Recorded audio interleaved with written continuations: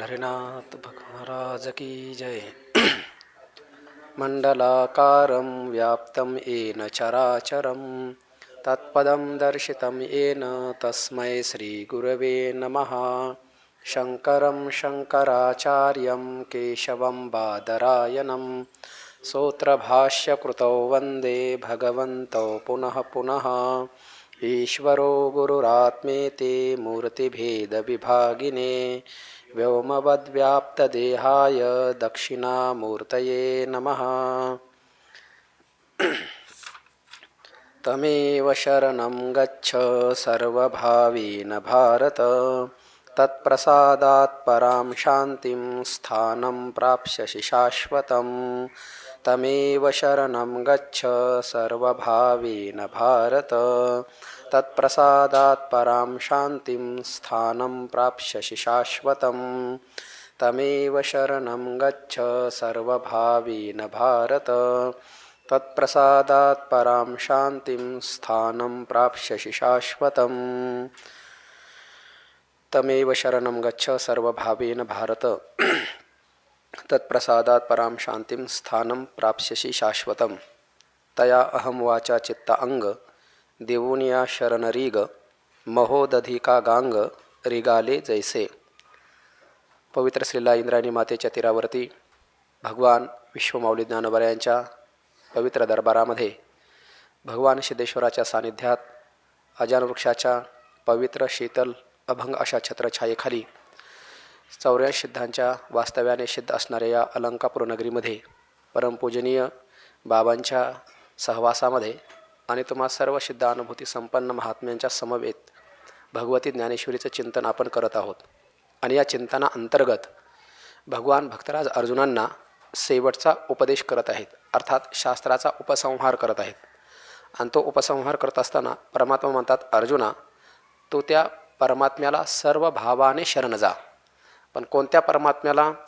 जो परमात्मा सर्व भूतांच्या हृदयामध्ये उपलब्ध आहे. सर्व भूतांच्या हृदयामध्ये जो परमात्मा राहतो तोच परमात्मा तुझ्याही हृदयामध्ये आहे. म्हणून हृदयामध्ये असणारा जो परमात्मा आहे त्या परमात्म्याला तू सर्व भावाने शरण जा. आणि सर्व भावाने जर तू त्या परमात्म्याला शरण गेलास तर तुला त्या परमात्म्याच्या कृपेने, त्या परमात्म्याच्या प्रसादाने पराशांती तुला प्राप्त होईल. अर्थात स्वरूपभूत शांती तुला प्राप्त होईल. आणि शाश्वत असणारं जे पद की जे माझ्या विष्णूचं वास्तव स्वरूप आहे त्या स्वरूपाला तू प्राप्त होशील. भाष्य तर आपण काल पाहिलंच होतं, परंतु विश्वमाऊली ज्ञानोबा आहे त्या परमात्म्याला सर्व भावाने शरण कसं जातं, कसं जायचं त्याचं भाष्य करत असताना माऊली लिहितात, तया अहम वाचा चित्ता अंग देवुनिया शरणरीघ महोदधिका गांग रिगाले जैसे. या उभीचा विस्तारपूर्वक आपण सकाळीच्या पाठामध्ये विचार केलेलाच आहे. ज्ञानोबा म्हणतात की त्या परमात्म्याला शरण जायचं, किंवा भगवंत म्हणतात अर्जुना त्या परमात्म्याला तू शरण जा. पण कसा? अहंकार समर्पित करून त्या परमात्म्याला शरण जा. केवळ फक्त वाचा चित्त आणि अंग एवढाच जर भाग घेतला तर वाचेला समर्पित करणारा जो आहे त्याचा अहंकार तसाच राहतो. चित्ताला समर्पित करणारा जो आहे त्याचा अहंकार तसाच राहतो. अंगाला समर्पित करणारा जो आहे त्याचा अहंकार तसाच राहू शकतो. परंतु अंग, चित्त आणि वाचा याच्याबरोबर अहंकाराला देखील समर्पित कर. कारण अहंकार गेला की चित्त, अंग आणि वाचा ही आपोआप जाणारच आहे. म्हणून ज्ञानोबा पहिला क्रम ठेवत असताना अहम ठेवतात. ते बळीराजाच्या यज्ञामध्ये ज्यावेळेला ते बटू भगवान आले, ते स्वरूप पाहिल्याच्या नंतर त्या बळीराजाला असं वाटलं की यांना काहीतरी दान दिलं पाहिजे. म्हणून त्याने विचारलं, काय पाहिजे तुम्हाला? त्याने सांगितलं काही नको. बटू भगवंताने सांगितलं 3 पावलं जमीन मला द्या. त्याला हसू आलं.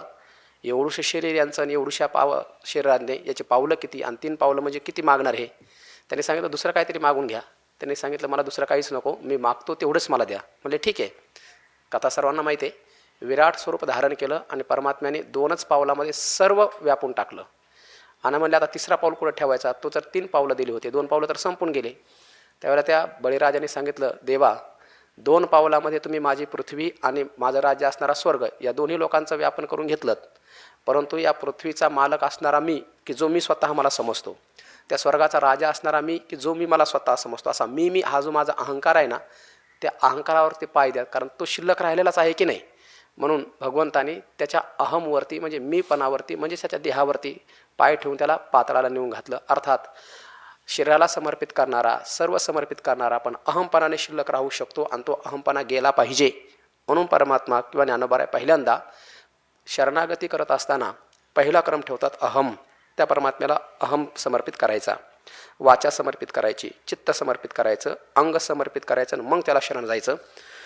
कसं शरण जायचं? ज्ञानोबा उदाहरण देतात. महोदधी का गांग रिगाले जैसे. महोदधी म्हणजे महान सागर. त्या सागराला जैसे गांग रिगाले का, ज्याप्रमाणे गंगा समुद्राला जाते. तुका म्हणे गंगा सागर संगमी, अवघ्या झाल्या उर्मी एकमय. जशी गंगा समुद्राला गेली की हां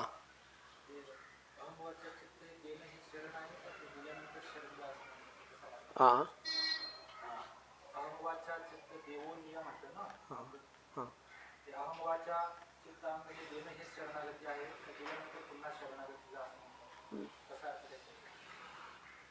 ते देणं हेच शरणागती आहे असं वाटतं. देणं हेच शरणागती आहे. दिल्यावर पुन्हा काय शिल्लक राहिले? हां, नुसती वाणी जर केली, देणं हेच शरणागती. संकल्प हा प्रत्येकाला षडविधा शरणागती सांगितली.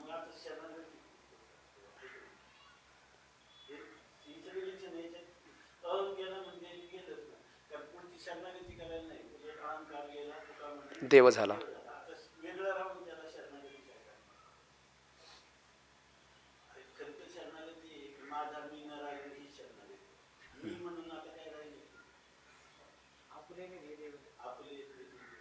माझे जाणीजे एकपणा शरीर.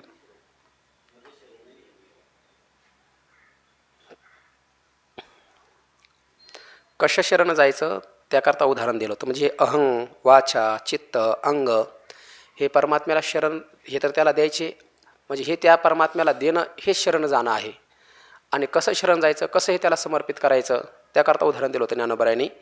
महोदधी का गांग रिगाले जैसे. जसं समुद्रामध्ये गंगेचं पाणी समाविष्ट होतं, प्रवेशित होतं. जशी गंगा आपल्या पाण्याने सह त्या समुद्राशी एकरूप होऊन जाते, तशा पद्धतीने अहंकार, वाचा, चित्त आणि अंग हे देऊन परमात्म्याला शरण जायचं आहे. आणि अशा पद्धतीने जर परमात्म्याची शरणागती स्वीकारली, पत्कारली, त्या पद्धतीने शरण झाला तो जीव, तर काय प्राप्त होईल? किंवा अर्जुना, तू जर अशा पद्धतीने शरण झालास तर तुला काय फल प्राप्त होईल? माऊली पुढच्या ओळीतून सांगतात. मग तयाचेनी प्रसादे. मग म्हणजे नंतर. नंतर म्हणजे केव्हा? अशा पद्धतीने जर तू शरण झालास तर मग तयाचेनी प्रसादे, त्याच्या प्रसादाने. त्याच्या प्रसादाने ज्या हृदयात असणाऱ्या ईश्वराला तू शरण गेला आहेस, त्या ईश्वराच्या प्रसादाने, त्या परमात्म्याच्या प्रसादाने तुला प्राप्त होईल काय? शांती प्राप्त होईल. पण ज्ञानोबर आहे अलंकारिक भाषेमध्ये बोलतात, सर्वोपशांती प्रमदे कांतो होणी या स्वानंदे स्वरूपीच रमसी. जर तू त्या परमात्म्याला अशा पद्धतीने शरण जर गेलास तर त्या परमात्म्याच्या प्रसादाने, त्याच्या कृपेने सर्व उपशांती, सर्व ज्या ठिकाणी उपशम होऊन जातो, सर्वोपशांती ना, सर्व उपशम, गुणादेश झाला त्या ठिकाणी, अकाराचा आणि उकाराचा ओकार झाला. सर्व उपशांती ज्या स्वरूपामध्ये सर्व उपशम होऊन जातो, म्हणजे सर्व लय ज्या स्वरूपाच्या ठिकाणी होतो. परमात्म्यापासून माया उत्पन्न झाली, मायापासून पंचतन्मात्रा, त्याच्यापासून पंचमहाभूत, पंचमहाभूताच्या पंचकरणापासून ही स्थूल सृष्टी, असा विचार आपण पाहत असतो.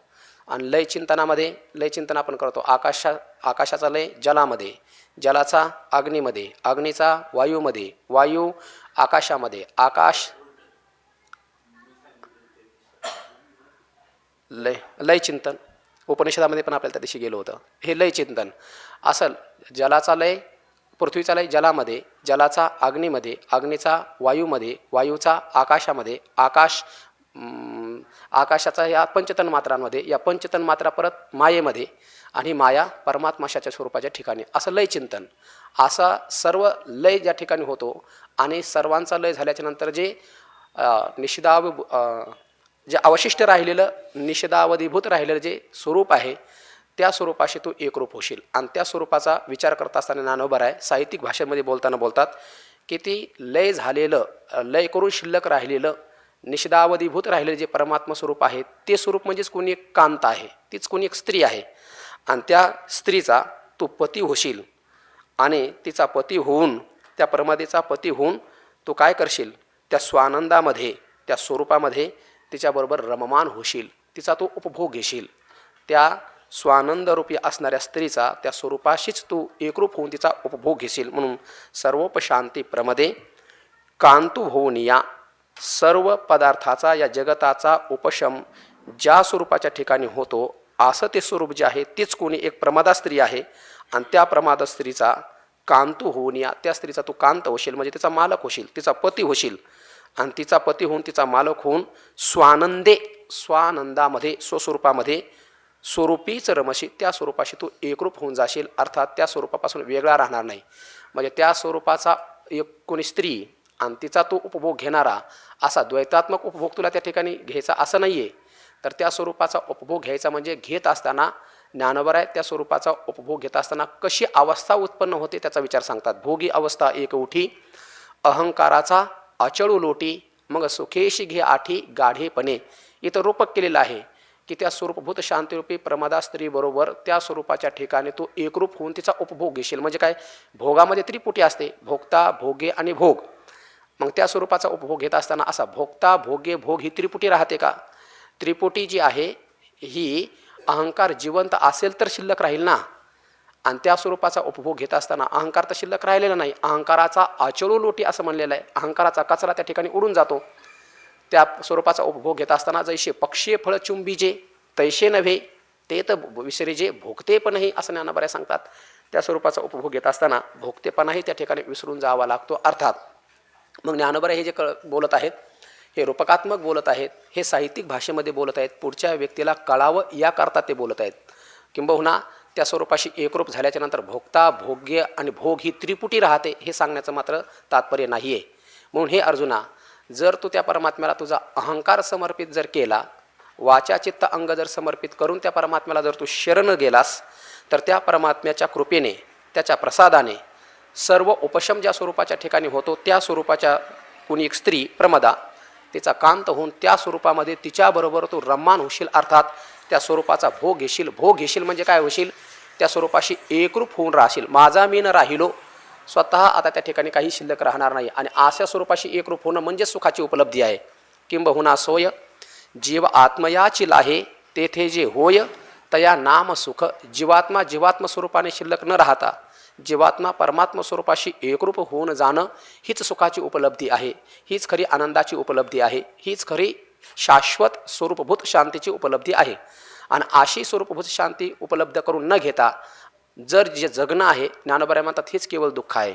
आणि ऐशी अवस्था न जोडता पार्था जी जिजे तेची सर्वथा दुःख जाणे. त्या स्वरूपाशी एकरूप न होता द्वैतात्मक भावामध्ये राहणे, त्रिपुटी शिल्लक ठेवून जीवन जगणे, अहंकाराला शाश्वत शाबूत ठेवून जीवन जगणे, अशा पद्धतीनं द्वैतात्मक जीवन जगणं हेच दुःखाला कारण आहे.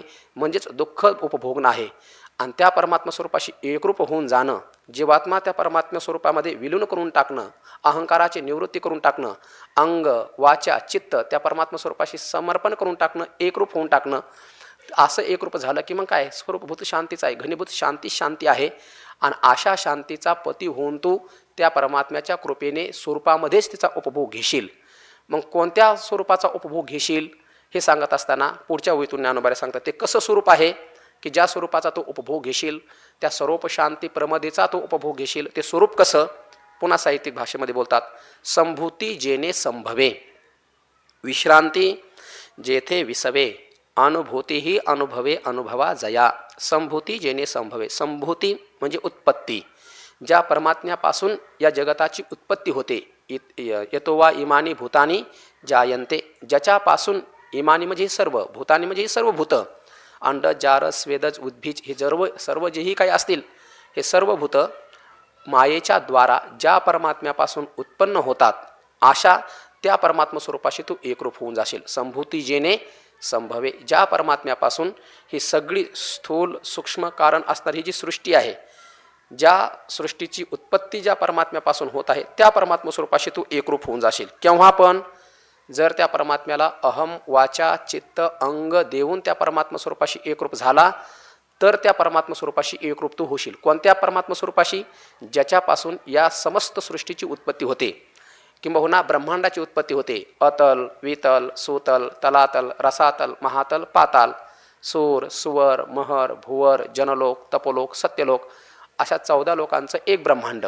आणि असे अनंत ब्रह्मांड उदरी, असे अनंत ब्रह्मांड ज्या परमात्म्यापासून उत्पन्न झालेले आहेत त्या परमात्मा स्वरूपाशी तू एकरूप होऊन जाशील, ज्याच्यापासून याची उत्पत्ती होते.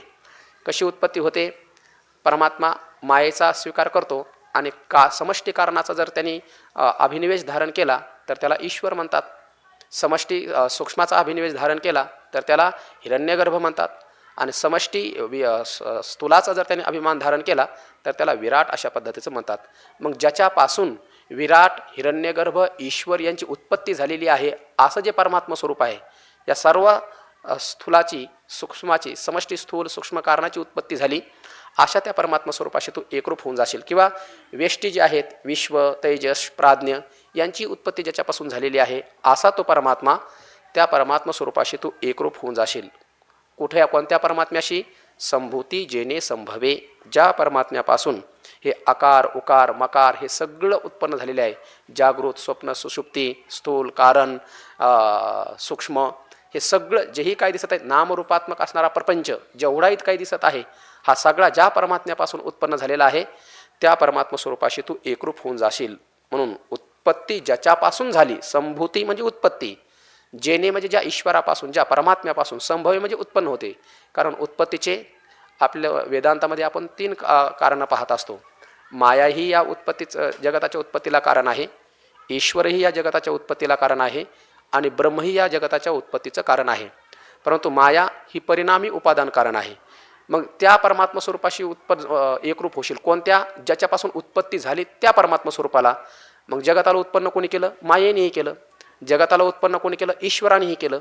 आणि जगताला उत्पन्न कोणी केलं? ब्रह्मानेही केलं. मग या 3 पैकी 3ही या जगताच्या उत्पत्तीला कारणीभूत आहेत. तर मग कोणत्या कारणाशी तू एकरूप होणार? परिणामी उपादान कारणाशी एकरूप होशील का अभिननिमित्त कारण असणाऱ्या ईश्वराशी एकरूप होशील की विवर्त उपादान कारण असणाऱ्या परमात्मा स्वरूपाशी एकरूप होशील? तर परमात्मा म्हणतात त्या स्वरूपाशी तू एकरूप होशील. कोणत्या? परिणामी उपादान कारण असणारी माया, त्या मायेशी तू एकरूप नाही होणार. कारण हे मायेचं स्वरूप कसं आहे? सन्नाप्य सन्नापी उभयात्मिकानो, भिन्नाप्य भिन्नापी उभयात्मिकानो, सांगाप्य नंगापी उभयात्मिकानो, महद्भूता अनिर्वचनीय रूपा असं ज्या मायेचं विवेक चूडामणीमध्ये भगवान आद्यगुरु शंकराचार्य वर्णन करतात. अशी ती सतही म्हणता येत नाही, असतही म्हणता येत नाही, परमात्मा स्वरूपाशी एकरूप आहे असंही म्हणता येत नाही, भिन्न आहे असंही तिला म्हणता येत नाही. अशी अनिर्वचनीय असणारी ही जी माया, त्या मायेशी तू एकरूप होणार आहेस का? आणि मायेशी एकरूप होऊन काय पुरुषार्थ आहे? म्हणून संभूती ज्याच्यापासून उत्पन्न झाली त्या परमात्मा स्वरूपाशी तू एकरूप होणार आहे असं म्हणत असताना या जगताचा परिणामी उपादान कारण असणारी माया, त्या मायेशी तू एकरूप होणार नाहीस. मग काय ईश्वराशी एकरूप होशील का? शब्द तर ईश्वरच वापरलाय ना, ईश्वर सर्वभूतानाम. तर इथं ईश्वर शब्द वापरत असताना शुद्ध सत्वात्मक मायेला आपल्या ताब्यामध्ये ठेवून या ब्रह्मांडाला चालवणारा जो ईश्वर आहे त्या ईश्वराशी तू एकरूप होशील का? कारण इथं तर शब्द तोच वापरलाय. कारण एरवी सर्वांच्या हृदय दिशी किंवा ईश्वरच सर्व भूतानाम असं शब्द वापरलाय की नाही. मग ईश्वर हा शब्द घेत असताना तू त्या मायेला आपल्या ताब्यामध्ये ठेवणारा जो परमात्मा आहे त्या परमात्म्याशी एकरूप होशील का? म्हणजे परमात्मा कोणतं उपादान कारण आहे? अभिन्न निमित्त उपादान कारण आहे ना. मग त्या परमात्मा स्वरूपाशी एकरूप होणार आहेस का? कारण त्याच्यापासून उत्पत्ती झालीच ना, तो अभिन्न निमित्त का होईना पण उपादान कारण आहेच ना. त्या स्वरूपाशी तू एकरूप होशील का? आणि त्या ईश्वराशी एकरूप झालं तर शाश्वत शांती प्राप्त होईल का? नाही होणार. कारण श्लोकामध्ये परमम स्थानम या शब्दाचा भाष्य करत असताना आद्यगुरु शंकराचार्यांनी शब्द वापरलाय मम विष्णोहो परमस्थानम, माझ्या विष्णूचा असणारं परमस्थान. मग विष्णू कोण आहेत? ईश्वर आहेत. म्हणजेच कोण आहेत? अभिन्न निमित्त उपादान कारण ते आहेत. मग त्या स्वरूपाला प्राप्त होणार आहे का? नाही. म्हणून त्याचा भाष्य करत असताना भगवान शंकराचार्य म्हणतात की त्या विष्णूचंही असणारं जे अधिष्ठान रूप आहे, जे कुटस्थ चैतन्य आहे, जे ब्रह्मचैतन्य आहे, त्या स्वरूपाला तू प्राप्त होशील. कारण त्या सर्व व्यापक परमात्म्यालाच अविद्या उपाधी लागते त्यावेळेला त्याला कुटस्थ चैतन्य म्हणतात. आणि त्या सर्व व्यापक चैतन्यालाच ज्यावेळेला शुद्ध सत्वात्मक माया उपाधी लागते त्यावेळेला त्याला ईश्वर म्हणतात. ईश्वर म्हणजे काय? सर्व व्यापक शुद्ध चैतन्याला सत्वात्मक माया, शुद्ध सत्वात्मक मायाची उपाधी लागणं आणि त्या शुद्ध सत्वात्मक मायेमध्ये पडलेलं प्रतिबिंब हे ईश्वराचं स्वरूप आहे. शुद्ध सत्वात्मक माया, त्या मायेचं अधिष्ठान आणि त्या अधिष्ठानाचं पडलेलं प्रतिबिंब याला ईश्वर असं म्हणतात. मग त्या माया उपाधिक असणारा जे ईश्वर आहे त्या ईश्वराशी तू एकरूप होशील का? नाही. तर मग कुणाशी?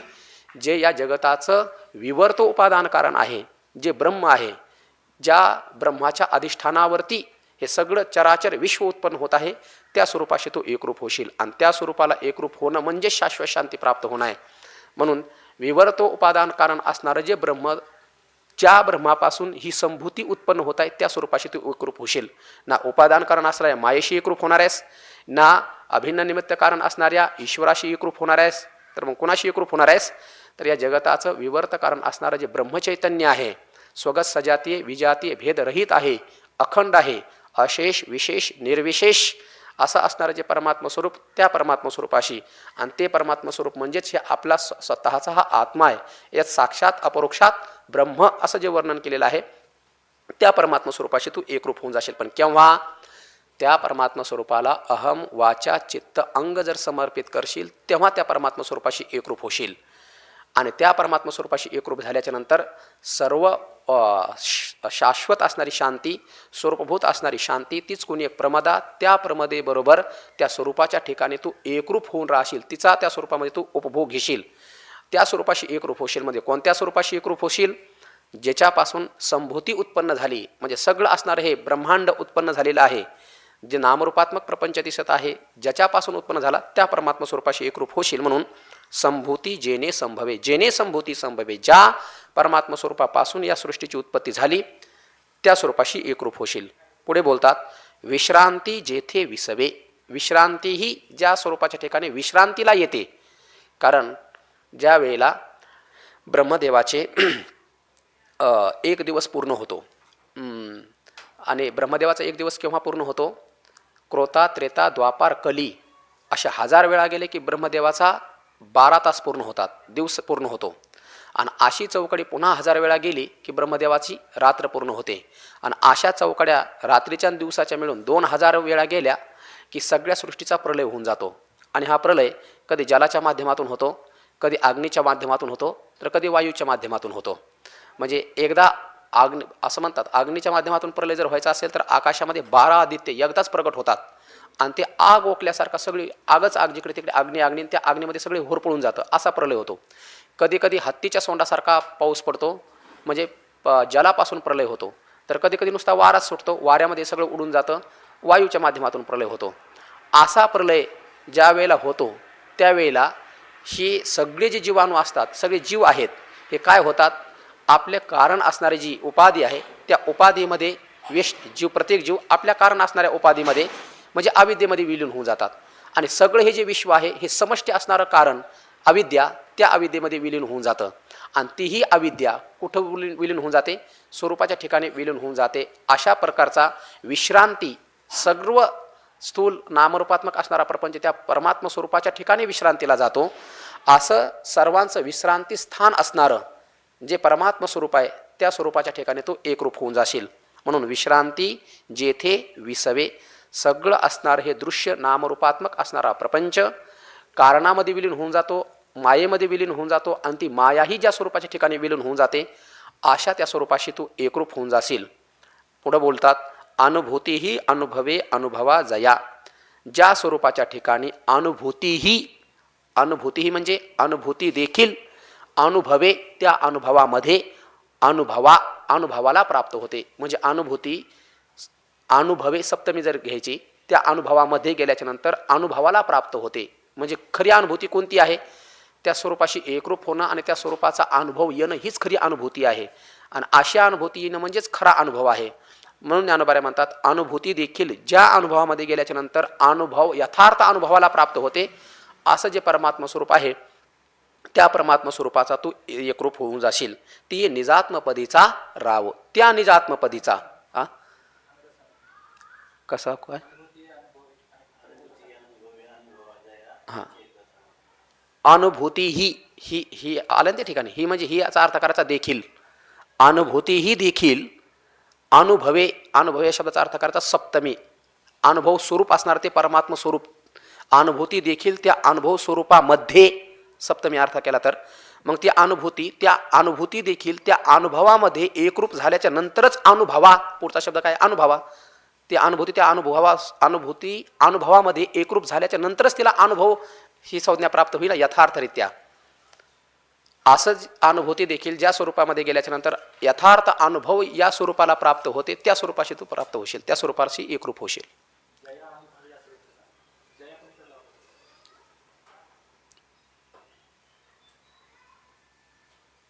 ज्या स्वरूपाच्या ठिकाणी जया अनुभवे, सांगा ना. ज्या अनुभवाने अनुभूती देखील अनुभवाला प्राप्त होते.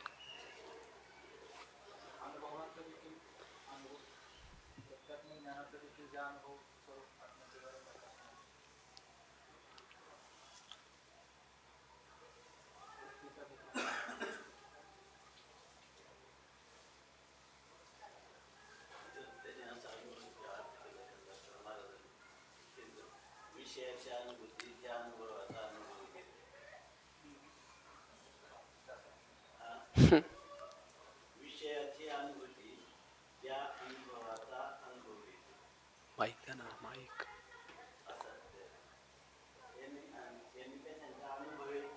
सप्तमी अनुभवामध्ये, वास्तव स्वरूपाच्या अनुभवामध्ये.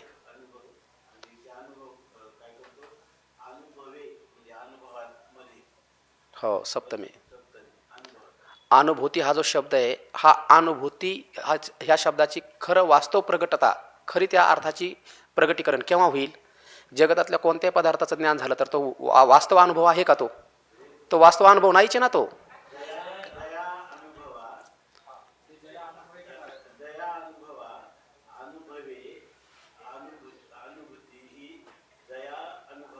सरळ शब्द घ्यायचा, अनुभूती ही, अनुभूती देखील, अनुभवे, ज्या अनुभवे, जया अनुभवे, ज्या अनुभवामध्ये गेल्याच्या नंतर.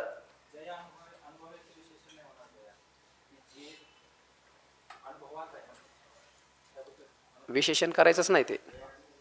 ज्या अनुभवामध्ये गेल्याच्या नंतर खरी अनुभवाला प्राप्त होते, खरे अनुभव स्वरूप तिला प्राप्त होतं, यथार्थ स्वरूप तिला प्राप्त होतं.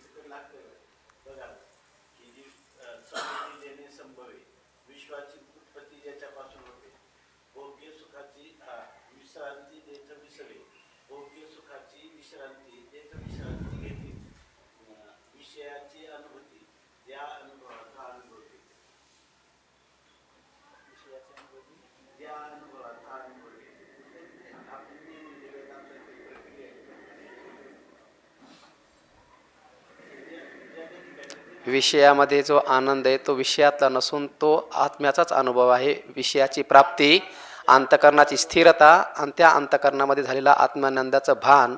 मग आनंद वरवर पाहता भ्रामक बुद्धीने तो विषयाचा वाटतो, पण तो विषयाचा नसून तो आनंद आत्म्याचाच आहे. या प्रक्रियेतून तो अर्थ केला त्यांनी दिसतो.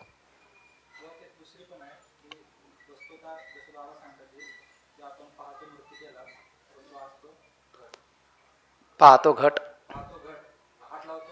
म्हणतो, नाही, हात लावतो मातीला आणि म्हणतो मूर्त घट.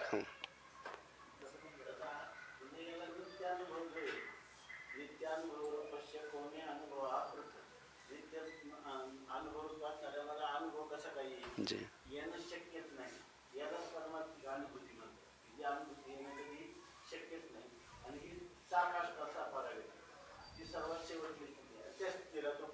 बस हे केवळ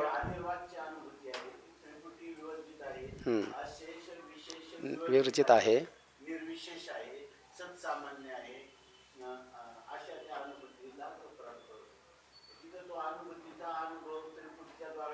असं नाही.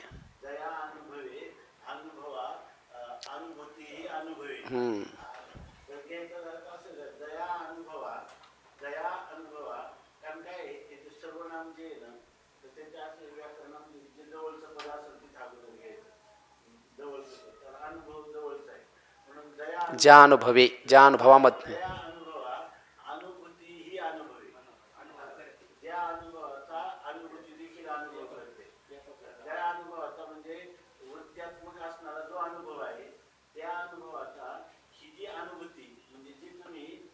पक्षार्थाने जिला अनुभूती स्वरूप म्हणतात ती अनुभूती त्याला अनुभवे ती त्याच्या अनुभवात येते. याचा अर्थ काय? सर्व बाधेन यत्किंचित सर्व सर्व बाधेन किंचित सर्व बाधेन किंचित यन्न किंचित तदेव तत् ही जी अनुभूती ही इथे घे. बरोबर आहे ना? कारण या अनुभूती शब्दात आपण हे करण्यापेक्षा इथं सगळे विभक्ती ते जसं अनुभूती दया अनुभवा अनुभूती ही अनुभवी. हो. या अनुभवाचा अनुभूती देखील काय करते? घेते. म्हणजे ती अनुभूती स्वरूप होऊन राहणं हीच ती अवाच्य असणारी, निर्विशेष असणारी, केवळ असणारी जी अनुभूती ती त्याला अनुभव देते. आणि सांगण्याचं तेच आहे ना, सर्वोपशांती प्रमते कांतो होण्या स्वानंदे स्वरूपीच रमसे. असं ते सांगितलं. त्यातच विवेचन आहे. तर त्याचा विस्तार करून स्पष्टीकरण करून सांगितलं.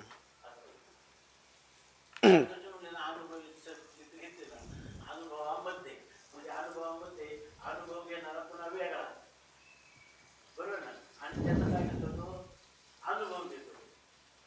म्हणजे अनुभवाचाच अनुभव देतो असं म्हणणे नाही. तर हे तीन वेगवेगळे पदार्थ केले तर तो ही अनुभूती कोणती झाली? त्रिपुटीत्मक झाली. सांगायचं त्यांना शेवट त्रिपुटीचा अनुभव नाही, त्रिपुटी वर्जित अनुभूती झाली असा अर्थ. ते तर भुजीचे याला प्रक्रिया आता तुम्ही सांगितलं की हे सुद्धा ज्ञान होणं सर्व त्रिपुटीतल्या आनंदाचा मूळ आत्मानंद आहे. हो.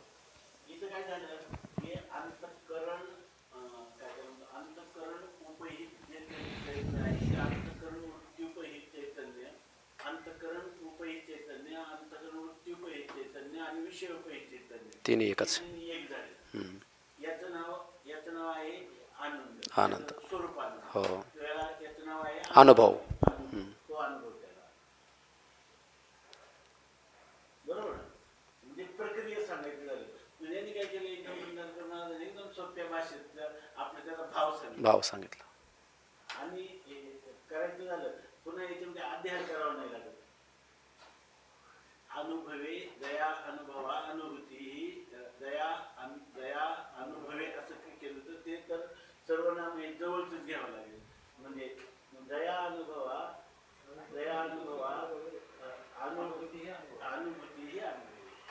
दया ज्या अनुभवाने अनुभूतीच घेते. तिथं काय आहे? केवळ अनुभवच आहे, अनुभव स्वरूपात आहे. तुम्ही जी अनुभूती कोणती असते? वृत्त्यात्मक अनुभूती तुम्ही म्हणत असाल तर ती वृत्त्यात्मक अनुभूती सुद्धा वृत्तीविवर्जित होऊन ज्या अनुभवामध्ये स्थिर होते. हे कसं प्रत्यक्ष दिसतं. पण आपल्याला या शब्दांच्या अर्थाच्या आकाराची वृत्ती करता येते आणि ती वेदांताच्या प्रक्रियेच्या आणि सगळ्या श्रुती युक्ती आणि अनुभूतीच्या जवळचा अर्थ आहे. विश्रांतीला काय सांगितलं? हा, विश्रांती जेथ विसावे असं सांगितलं. विश्रांती जेथ विसावे. आता एक विश्रांती किंवा एक सुख आहे वृत्त्यात्मक सुख किंवा वृत्त्यात्मक विश्रांती. ती जिथं विश्रांती घेते ती तिथं तत्वज्ञानाच्या म्हणजे फलाच्या अव्यवहित पूर्वक्षणी विराम पावते. विश्रांती एक विश्रांती कोणती आहे? वृत्त्यात्मक विश्रांती, की आता त्या वृत्तीनं अज्ञानाचं आणि अज्ञान कार्याला दूर केलं आणि आत्मस्वरूपात बुडी दिली. बरोबर आहे ना? पण ती बुडी देणारी जी वृत्ती आहे ती सुद्धा एक विश्रांतीच आहे. सापेक्ष, निरपेक्ष विश्रांती नाही. ती निरपेक्ष विश्रांती जेव्हा स्वपरविरोधित्वाने आपल्या स्वतःचा बाद करून तिच्याशी बाद समानाधिकरण्य करील ती स्थिती ती आहे. आणि मुख्य समानाधिकरण्य तर मूळच आहे. हे जाणणं ही खरी विश्रांतीची काय आहे? विश्रांती आहे की नाही? बरोबर ना? हो. हे दिसतं याच्यामध्ये. हे केवळ शब्दात्मक राहत नाही, अर्थात्मक होतं. अर्थात्मक राहत नाही, अर्थरूपतेचा निश्चय करून देतं. अर्थरूपतेचा निश्चयायक आहे हे शब्द माऊलींनी देतो. आणि ते अखंडानंदांच्या भाषेत आत्मसाक्षात्कार कोणता? आत्म्याचा साक्षात्कार होणं शक्यच नाही त्याला आत्मसाक्षात्कार म्हणतात. याच्यामध्ये. दुसरी गोष्ट पंचदशिकाराने काय सांगितलं, साक्षात्कार करायचंच कसं काय. साक्षात्कार करायला मी जर साक्षात आहे तर मग त्याचा साक्षात्कार कोणता. मी जर माझं मला परोक्ष असतं, बरोबर ना, तर मला त्याचा अपरोक्ष करून घ्यायचं. पण अपरोक्ष मी असल्यामुळं आणि ते अपरोक्ष रूपता ही त्या अपरोक्ष रूपतेचंच नाव ब्रह्म आहे असं वेद सांगतो. यत साक्षात अपरोक्षात ब्रह्म असं सांगतो. अपरोक्षात म्हणजे अपरोक्ष ज्ञानाचा विषय नाही, अपरोक्ष रूप जे आहे ते माझे. मग आता आपल्याला अपरोक्ष रूप आहे. मग तुम्ही म्हणा मग विषय न होता आतापर्यंत सगळ्या जगाचा चाललेला व्यवहार, आपण तोपर्यंत तुम्हाला समाधान होत नव्हतं ना. जगाच्या व्यवहारामध्ये अपरोक्ष ज्ञान ही अतिंद्रिय अनुभूती असं तुम्ही जोपर्यंत समजणार नाही तोपर्यंत तुम्हाला ऐंद्रियच सुखाला सुख म्हणणार तुम्ही, ऐंद्रियक अनुभूतीलाच अनुभव म्हणणार, ऐंद्रियक साक्षात्कारालाच तुम्ही साक्षात्कार म्हणणार. ते तिथं कोणाचंच समाधान झालेलं नाही आतापर्यंत. म्हणून आमची अतिंद्रिय जी अनुभूती आहे त्या अनुभूतीचं हे स्पष्टीकरण आहे का नाही. काय नाही, आता मोक्ष नाही, बंध आणि मोक्षाची कल्पनाच नाही राहिल्या तिथं त्या. ज्ञानाची सिद्धी नाही, कुठलाच विकल्प नाही तिथे. ज्ञानाची सिद्धी नाही. अशी जी स्थिती आहे आणि ती स्वतः सिद्ध आहे, स्वयंप्रकाश आहे आणि ती केवळ आहे. आणि त्या ठिकाणी कार्य कारण साध्य साधन हे कोणतं प्रमाण, बंध मोक्ष कोणताच व्यवहार विकल्प राहिलेला नाही. गुरु, कुठलाच शिष्य, देव, भक्त असं कोणताच व्यवहार द्वैतात्मक तिथं राहिलेला नाही. आणि सा काष्टा सा परागती असे पण वेद सांगतो. ती सर्वात स्थिती. म्हणजे थोडक्यात काय, सर्व निषेधावधीभूत म्हणजे सगळ्यांचा निषेध केल्यानंतर त्या ठिकाणी निषेधाची मर्यादा संपली. पण निषेधाची मर्यादा संपल्यानंतर तिथं द्वैत झालं, द्वैताचा निराश केला, त्यामुळे त्या द्वैताविषयी निषेधाची मर्यादा संपली. शून्याचा निषेध केला, शून्य सिद्धांत बोधू, शून्य राहिलं नाही. मग जे काही शून्य नाही आणि जे द्वैत नाही अशी काही बाई आणि दृक अतादृक असंही म्हणता येत नाही, तसंही म्हणता येत नाही. पण नाही म्हणण्याची सोय नाही. असं जे काही आहे ते मीच स्वतः स्वसंवेद्य. स्वसंवेद्य. ते स्वसंवेद्य म्हणजे सुअसंवेद्य. सुअसंवेद्य पक्क आहे. आपल्याला कधीतरी वाटतं का मी हरवलो, का मी सापडावं, की माझं मला ज्ञान नाही, की माझं मला अज्ञान निवृत्त करायचं. मी आहेच आहे. ही जशी आपल्या अज्ञान कालामध्ये आपल्याला ह्या व्यवहार कालामध्ये देखील मीची प्रतीती आहे की नाही. परंतु ह्याच्यात असले तरी ही आपल्या हातातली नाही स्थिती. कधी आपण सुषुप्तीत जातो, कधी स्वप्नात जातो, कधी जागृतीत पाहतो. त्या वेळेला बरोबर ना, ज्याला तुम्ही मी म्हणून म्हणता, उपाधीला धरून त्याला विशेषण करता, त्यावेळेला तुम्हाला येणाऱ्या सगळ्या मीच्या अनुभूती ह्या तुम्हाला निर्विशेष सुखाची कधीच अनुभूती आलेली नाही. आणि तुम्हाला जेव्हा मोक्षाची इच्छा करता किंवा खऱ्या अनुभूतीची इच्छा करता तेव्हा नेमके हे याच्यातले जो विशेष भाग आहे तो टाकावा लागतो. आणि तो विशेष भाग टाकल्यानंतर जे राहतं ते खरं तदेव तत्. आणि इथं मात्र आता बोलणं नाही, आता काहीच नाही. मौन गातो जे राशी नाव. गुरु पण काय करू शकत नाही, वेद पण नाही. वेद जाणून गेला तर पुढे मौनावाला. असं अशा प्रकारची ही गुह्य आहे. हे गुह्य नाही, गुह्य तर नाही, हे गुह्यतम. गुह्यतम येणारच पुढं.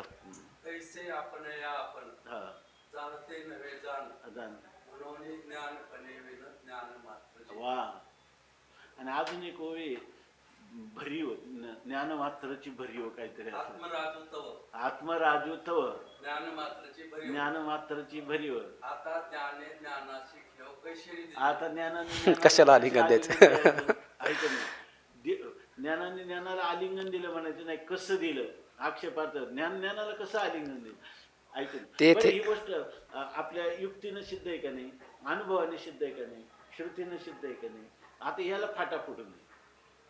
म्हणून याला जर फाटा फोडायचा असला तर ते कोणतं बृहदारण्यक उपनिषद का, ते म्हणतं आता जर तू याच्या पुढे बोलशील तर हे तुझा शिरछेद होईल असं काय. चिरम ते पतिष्यती, मूर्धा ते पतिष्यती. तुझं आता मान छाटून टाकू, याच्या पुढे काय आहे. म्हणून त्यांचे नाथ महाराजांनी सांग गुरुच्या मला कसे बोटाने दाखवू तुला, बोटाने दाखवू तुला. आणि इथं जर म्हणून इथं जे स्थिर होईल ना ते फक्त भाग्यवान आहे. त्याला किती पुण्य लागलं, कशाची कृपा झाली, जगातल्या जेवढ्या कृपा आहेत तेवढ्या फली किती पुण्य लागलं, याला लागतं तेवढंच लागलं. नाही तर आता हे काय, आता आपल्याला पुढं काय येत नाही का, हे आता हे कळत नाही का आपल्याला. म्हणजे परोक्ष सुद्धा आपल्याला असं वाटतं का हे आपल्याला कमी आहे म्हणून, नाही. आणि अपरोक्ष म्हणलं की लगेच हातपाय घालतो. काय काय कारण आहे? आता शंका कुठली राहिली नाही. पण म्हणतो, पण मला अजून अनुभूती घ्यायची, अनुभव नाही आला. परवा एक कोण आलं फार चांगलं महापुरुष होते चांगले, ते पण सगळं झालं पण आम्ही फक्त पंडित आहे म्हणे, आम्ही फक्त पंडित आहे म्हणे, अनुभवी म्हणजे हा काय न्यूनगंड आहे का मग? हा न्यूनगंड आहे असं? हा न्यूनगंडाचं स्वरूप आहे का हे? नाही नाही, न्यूनगंड कशाला, पुण्यच कमी पडलं, पुण्य कमी पडलं. पण अनुभूती राहिली म्हणजे फल प्राप्त झालं नाही, निष्प्रतिबंध फल प्राप्त झालं नाही म्हणून तो कबुली देतो ना.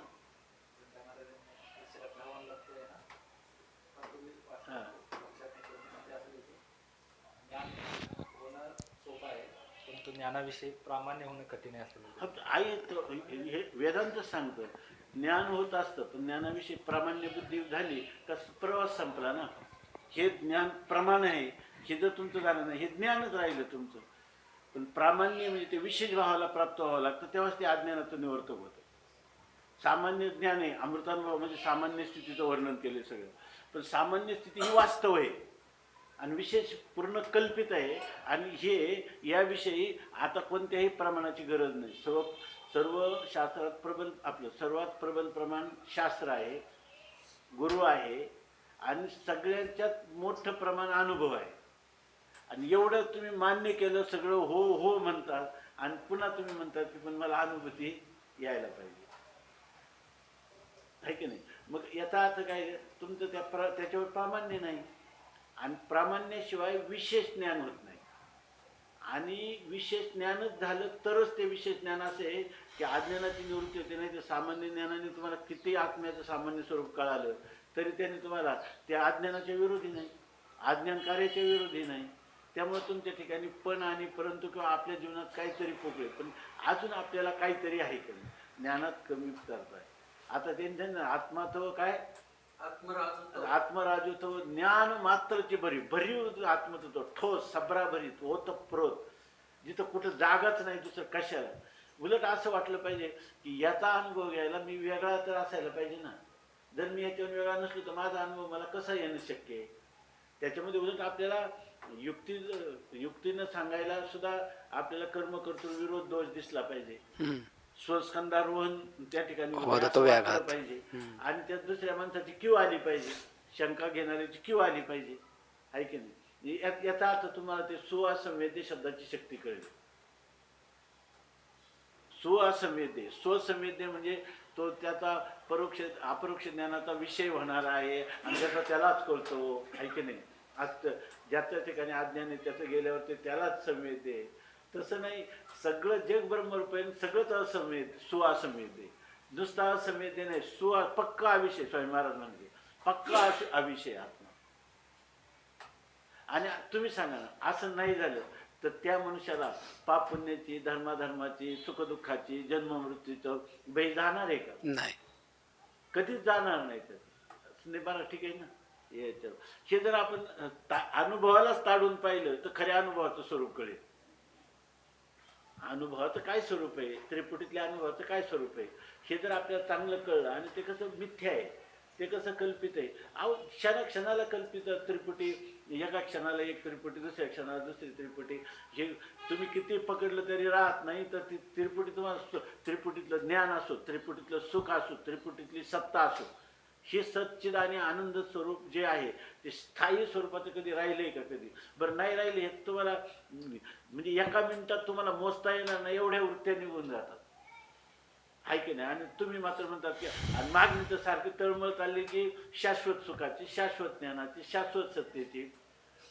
अरे ह्या सगळ्या येतात जातात, पण शाश्वत सत्ता आहे म्हणूनच त्यांचं प्रकाशन होतंय का? त्याचंच नाव मी आहे, त्याचंच नाव मी. बरं माझं म्हणायला मला जगात कोण आहे? मीच आहे सगळं. माझं म्हणायला जग कोणीच नाही. का नाही? कारण दुसरा पदार्थच नाहीये. दुसरा पदार्थ नाही. का नाही राहिलं दुसरा पदार्थ? सगळं जग प्रतिदिन बाद केलाय त्याचा, बाद झालाय त्याचा सगळा, त्याचा सगळा बाद झालाय पदार्थ. ते काय त्याचा, ते सगळे पदार्थ कल्पित आहेत, मिथ्या आहेत. मिथ्या पदार्थ तत्वतः त्रैकालिक अत्यंत भावरूप असतो. त्याच्या पुढे जर सोपी प्रक्रिया अधिष्ठान ज्ञानानंतर थोडंसं आपलं चिंतन समजा उत्तान आहे, थोडं उथळ आहे, तर कल्पित पदार्थ अधिष्ठान ज्ञानानंतर हा ही एक प्रक्रिया लावू शकतो. दुसरी खरी प्रक्रिया कोणती त्याला लावायची? समान सत्य साधक साधक भाव व्यवहार होतो. हो. तर ह्या ज्या त्रिपुटीचा याचा माझा संबंध तर व्हायला पाहिजे ना, कधी संबंधच नाही त्याच्या ठिकाणी. म्हणून त्या अद्वैत मकरंदामध्ये पहिला श्लोक आहे आणि त्याचाच अर्थ आहे का ह्यांचा जो संबंध आहे आध्यात्मिक तादात्म्य संबंध आहे असं मानलं. संयोग संबंध नाही, समवाय संबंध नाही, कार्यकारण भाव संबंध नाही, विशेषण विशेष भाव संबंध नाही. मग संबंध नाही तुम्ही एवढं कशाला सांगता? त्यांनी सांगितलं याचाच अर्थ असा आहे का एक किंचिदापी संबंध नास्ते त्याचा. कोणताच संबंध नाही, याचा संबंधच नाही. म्हणून नाम रूप संबंध जाती क्रिया आणि भेद हे जोपर्यंत आकाराचे प्रवाद आहे हे आलेल्या आळ आहेत, वस्तूशी नाही असं जो. आणि ह्या गोष्टीला एकच पर्याय आहे की हे जोपर्यंत वाचत नाही तोपर्यंत हे जेवढ्या प्रक्रिया आपल्याला ज्ञात आहे त्या प्रक्रियेना पुन्हा घोटो पुन्हा अरे असं आहे. एक दिवस लाज वाटून तरी माणसाला काही काळ त्याच्यातच रमतो तेच ते पुन्हा करत राहतो. परंतु जर हे असंच आहे त्याचं चिंतन काय करा, आहे की नाही? म्हणून हे जे अदृष्ट आहे हे सुद्धा याच्याच चिंतनाने होईल, दुसरं कशाने नाही निर्माण होणार ते अदृष्ट. प्रतिबंध निवृत्तीसाठी लागणारं जे अदृष्ट आहे, आत्मप्राप्तीसाठी तर काय अदृष्ट नाही. तुम्ही ते नेहमी सांगत असताना ते फुल खुश करायला तरी काही वेळ लागेल, कष्ट लागेल. हा, याला काही नाही, याला काही वेळही नाही, कष्टही नाही. आपण इतकंच काय सोपं असेल आता अवघड झालं. आयुष्य आम्हाला एक प्रक्रियेचं कळेना असं कसं सच्चिदानंद आपण आपण शिकलो. आता काय ते शब्द द्यायचे तयार काय कवर तुम्ही शब्दाची प्रकार विकत काय होणार आहे का? एवढं जर ते उत्तर तुमच्या भाषेतच आहे, न बोलण्याचं काय. आता म्हणले तुम्ही प्रश्न एवढा अवघड आहे, तुम्ही म्हणता हा आता करावं लागेल. आता खरं अवघड आहे. तुम्ही जर म्हणले एवढा अवघड आहे मग आता तुला करावं लागेल.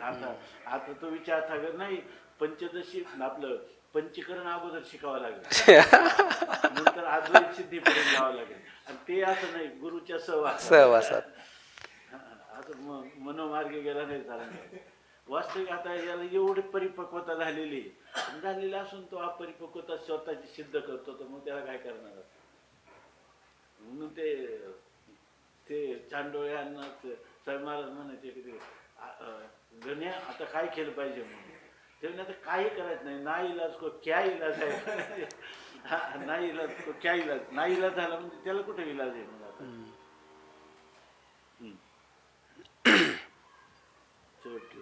ती निजात्मपदीचा रावो.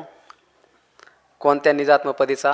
आत्तापर्यंत आपली जी चर्चा झाली आणि त्या चर्चेतून जे निष्पन्न झालं असं जे निजात्म आहे ते निज आपला आत्म आहे खरा. आणि त्या पदाचा अर्जुना तो रावो होऊनी ठासी अव्यव, त्या पदाचा तो राजा होशील. पण कसा? अव्यव रावो होऊनी ठासी, अविनाशी असा राजा तो त्या स्वरूपाचा होऊन जाशील. म्हणजे आता तुझं राज्यपद कधीच कोणी नाही हलवू शकणार नाही. कैवल्य सम्राज्य चक्रवर्ती होशील. तू आता कैवल्य सम्राज्य चक्रवर्ती होशील. खरा तेथ बुझिजे बोध बोधे, आनंदो घेपे आनंदे, सुखावरी नुसदे सुखची मोविजे, तेथ लाभ जोडला लाभा, प्रभा लिंगिली प्रभा, विस्मयो बुडाला उभा विस्मया माझी. असं जे काही पद आहे, आळू काही बाही आळू माळू याही बोलाचा किंवा शब्दाचा विटाळू, असं जे स्वरूप आहे की ते तुझं खरं वास्तव स्वरूप आहे. काहीच नाही, ते पण नाही. याही शब्दाचा विटाळू पुढे काय? याही शब्दाचा विटाळू मला वाटतं अमृतानुभव नाही कदाचित चांगदेव 65 असावी कदाचित. काही बाई आळू माळू देखील म्हणजे एखादे वेळ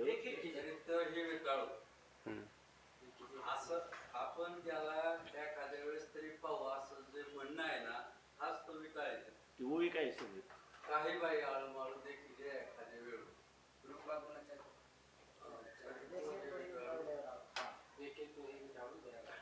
देखे तो ही विटाळू जायगा. काही बाही आळू माळू देखे जे एखादे वेळू, देखे तेही विटाळू जाया गावा. असं जे स्वरूप आहे त्या स्वरूपाचा, ते स्वरूप म्हणजे कोण आहे? तुझा निज आत्मा ते स्वरूप आहे. ते स्वरूपाने तू वेगळा नाही. काय अमृतानुभव असता काय जरूर मग कशी काय बोलू कशी काय आठवली काय?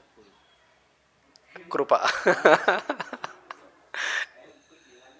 आपण कशी काय आठवली तुम्हाला मग तुम्ही अमृतानुभव होतं काय ऐकलं पण नाही ना सगळं मग तुम्हाला काय हा मग मला पाठ नाही.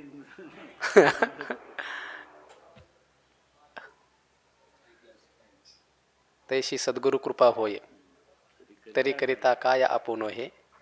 ते अपार माते आहे ज्ञानदेव म्हणे तेने कारणे मी बोलेल आणि बोली अरूपाचे रूप दावीन आतेंद्रिय परी भोगविन इंद्रियान करवी. हा इथं हा एक भाग आहे पुन्हा म्हणजे जीवनमुक्तीचं विलक्षण सुख जे आहे ना ते अनुभूती अनुभवे अनुभवादया किंवा तो स्वानंद स्वरूपी तर रमसी हे शब्द जे आहेत हे जीवनमुक्तीची सिद्धी करतात.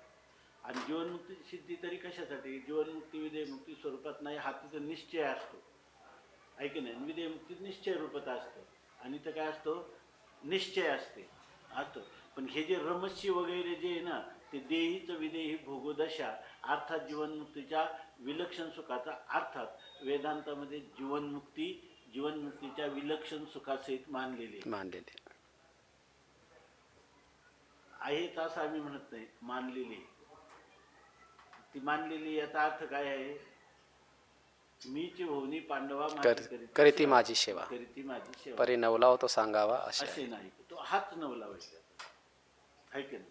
म्हणून जीवनमुक्तीच्या विलक्षण सुखाची जर अनुभूती येत नसेल ना तर आपल्याला ज्ञान झाले किंवा असं समजूच नाही कधी विषय नाही निर्विषय सुखात राहते. आनंद आहे देशकालावर अवलंबून नाही. आनंद आहे निर्निमित्त आहे निर्विषय आहे निरुपाधिक आहे ऐक नाही बरोबर ना आणि अनिर्वाच्य आहे बरोबर ना. आता फक्त काय वाट पाहत राहायची की देह कधी पडतो ऐक नाही देह पडला म्हणजे मी तिथंच जाईल बरं मग त्यावेळेस आता हात जर चिटकून चांगलं बघा असं जर चिटकून म्हणजे नाही पण हा आनंद काय वेगळा असं जर म्हणेल ना तर त्याला उलट हे सांगायचंय स्वामी महाराज की जशी एखादी सासराहून कुमारी निघते जायला सासर तर तिथं कायमच ठरलेलंच आहे ऐक नाही. पण जर ती माहेराला जायला निघाली तर त्याला किती आनंद होतो. तसं जसं प्रारब्ध लेश संपेल तसं मी माझ्या स्वरूपात जाणारे मी माझ्या माहेराला चाललेलो. तुकाराम महाराजांना ते नाही वाटलं आपल्या माहेरा वाशी सुखे घालावे आम्हाशी असे म्हटले आणि जाताना काय म्हटले जादोनी जात माहेरा जाईन मी आता निरोप हा संत हाती आला. लक्ष झालं ना हे सगळंच आहे. पण हे सगळं बोलणं सापेक्ष आहे. कुठपर्यंत जीवनमुक्ती विलक्षण विदेहमुक्ती स्वस्वरूपे विकल्प नसते असा तुमच्या बुद्धीचा दृढ निश्चय झाल्यानंतर तर सत्यत्वाने यत्किंचितही ही स्थिती कायम आपल्याला असावी असं जर तुम्हाला संदीपाला ठीक आहे ना असं वाटत असेल अजून तुमचा भ्रम निवृत्त झालेला नाही. आणि जर कोणी म्हणत असेल शास्त्र हृदय आम्ही जाणतो पण आम्ही केवळ विदेहमुक्तीला मानतो जीवनमुक्ती मानत नाही. जीवनमुक्ती हा अर्थवाद आहे. तुम्ही सुद्धा भ्रमातून सुटलेले नाही. कारण कितीतरी वचन असे का जीवनमुक्तीच्या विलक्षण सुखाचं केवढं मोठं महान वर्णन करणारे तात्पर्यभूत विषय तो नसला तरी सुद्धा मनुष्य जन्माला आला एवढी माणसांची कोट्यवधी संख्या आणि त्याच्यात असा माणूस किती विरळ आहे. जयाच्या प्रतीतीच्या वाखारा तो महात्मा धनुर्धरा दुर्लभाती तो महात्मा धनुर्धरा दुर्लभाती जयाच्या प्रतीतीच्या वाखारा पवाडू होय चराचरा तो महात्मा धनुर्धरा दुर्लभ येर बहुत जोडती किरकी. काय रस्त्यावर पडले का जीवनात पाहायला तरी मिळेल काय एक मिनिट त्याचं दर्शन तरी होईल का त्याचं स्मरण तरी होईल का.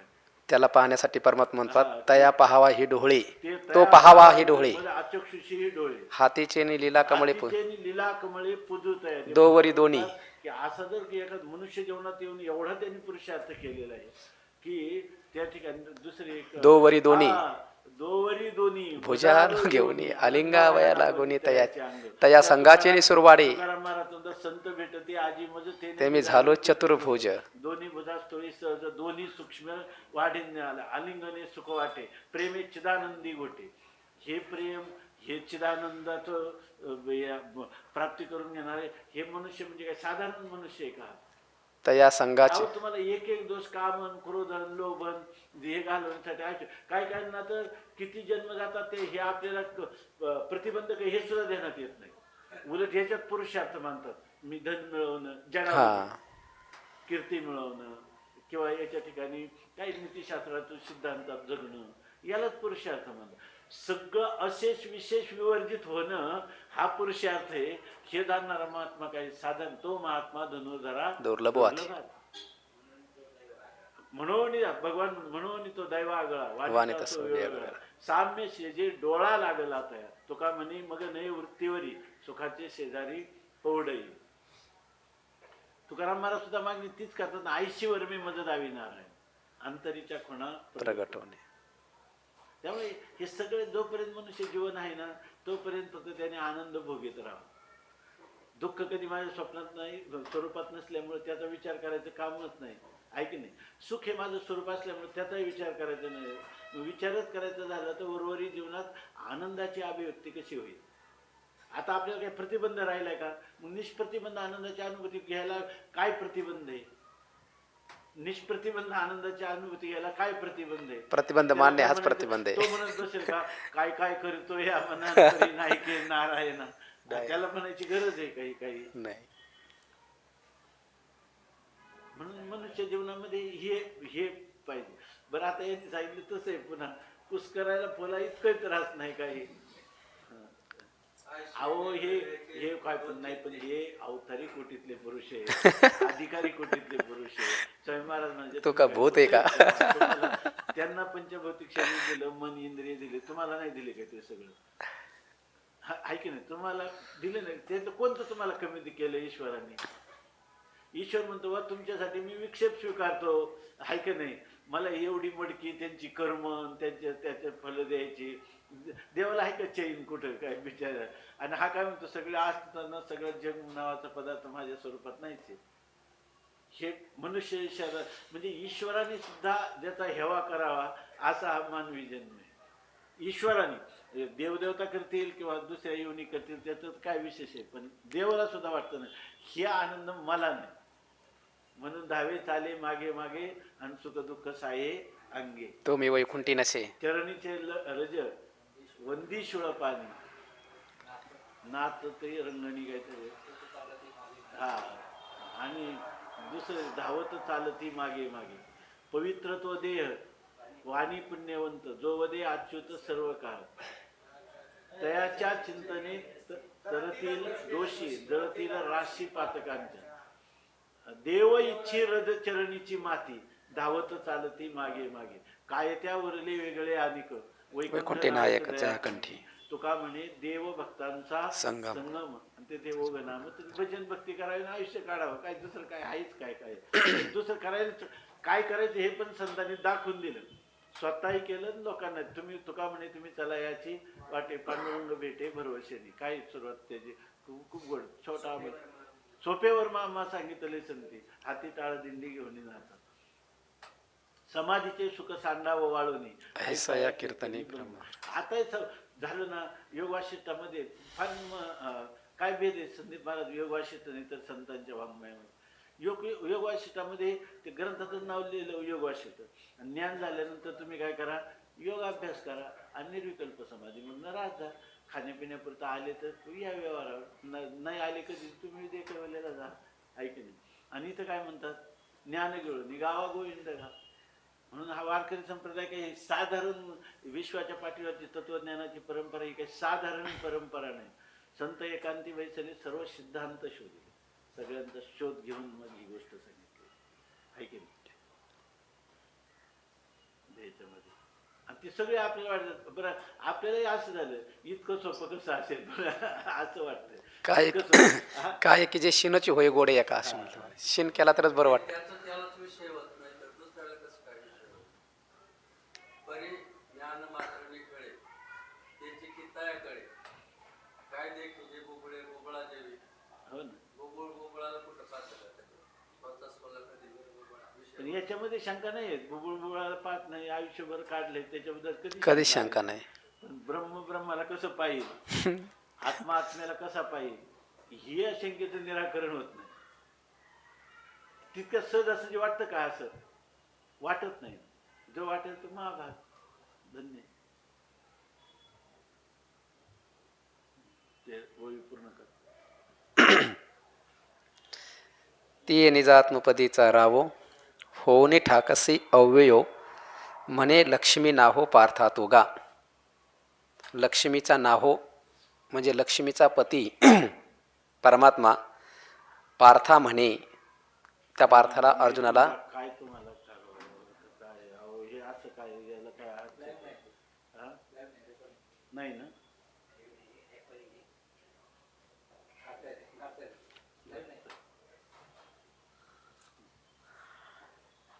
लक्ष्मीचा पती असणारा परमात्मा, तो परमात्मा अर्जुनाला म्हणत आहेत की हे अर्जुना पार्था तू. जेव्हा सांगतो तेव्हा ते किती म्हणजे याचं असतं बरं, आम्ही किती तुम्हाला तळ म्हणून सांगत असतो हे बरं.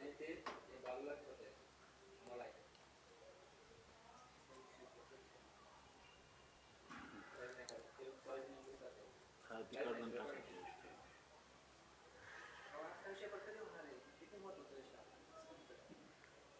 दररोज चालतोय, काही नाही त्याच्याबद्दल.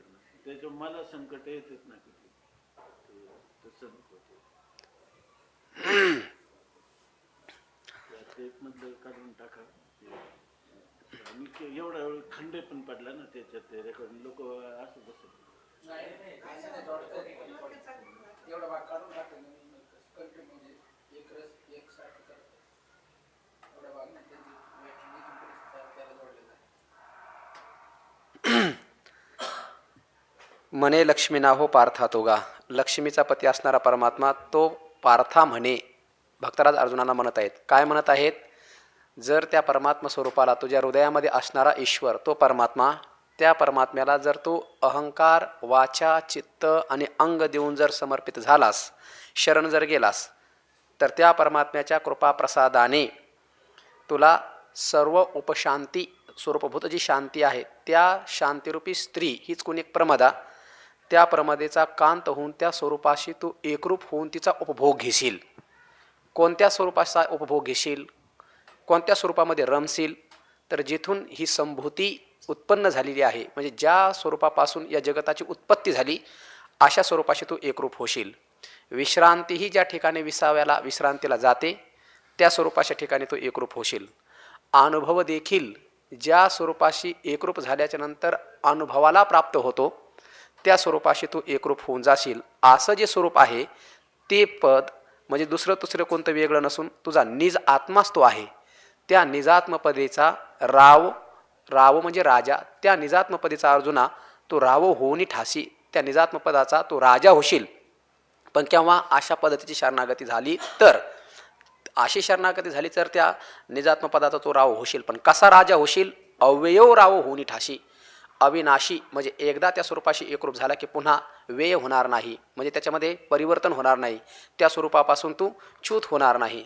जसं मीठ पाण्यामध्ये गेलं की ते मीठ पाणीरूपच होऊन जातं, पुन्हा त्याला वेगळं करायचं म्हणल्याच्या नंतर ते वेगळं होत नाही. नो हे सारिता निराळे लवण मेळविता जळे, तसा तो का म्हणे बळी जीव दिला पायातळी. तशा पद्धतीने तू तुझा जीव, तुझा अहंकार, तुझी वाणी, तुझं चित्त, तुझं अंग त्या परमात्मा स्वरूपाशी जर एकरूप करून टाकलं तर पुन्हा त्या स्वरूपापासून तू वेगळा होणार नाहीस, त्या स्वरूपाशी तू एकरूप होऊन जाशील. असा उपदेश लक्ष्मीचा पती असणारा परमात्म्याने भक्तराज अर्जुनाला केलेला आहे.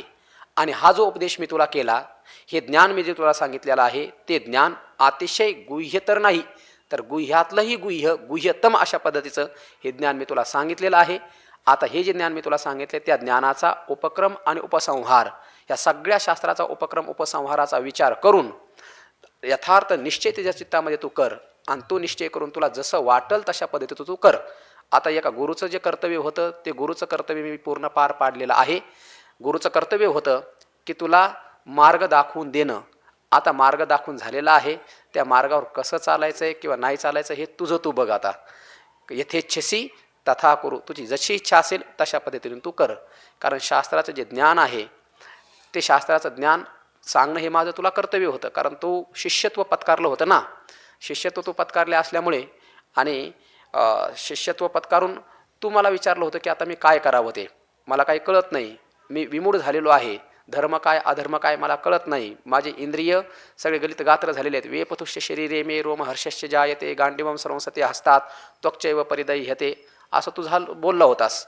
आणि तू मला विचारलं होतं की आता मी काय करावं. म्हणून एका गुरुच्या भूमिकेतून, गुरुची जी भूमिका असते ती भूमिका आता पार पाडलेली आहे.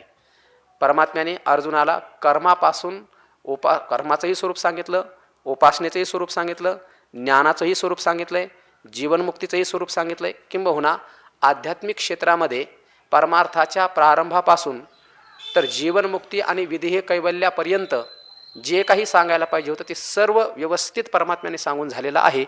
आणि सगळा उपदेश सांगून झाल्याच्या नंतर आत्ता परमात्मा म्हणतात, अर्जुना, जो उपदेश मी तुला परमार्थाच्या प्रारंभापासून तर परमार्थाच्या शेवटपर्यंत सांगितलेला आहे, या शास्त्राचा, या गीतारूपी शास्त्राचा तू उपक्रम उपसंहार पाहून विचार कर. आणि सगळा विचार करून आता तुला काय करायचं आहे ते मात्र तू कर. कुठल्याही प्रकारचं बंधन मीही तुला घालणार नाही, तुझी जशी इच्छा असेल तशा पद्धतीने तू कर. अशा पद्धतीचा उपदेश पुढील श्लोकाच्या माध्यमातून परमात्मा अर्जुनाला करणार आहेत.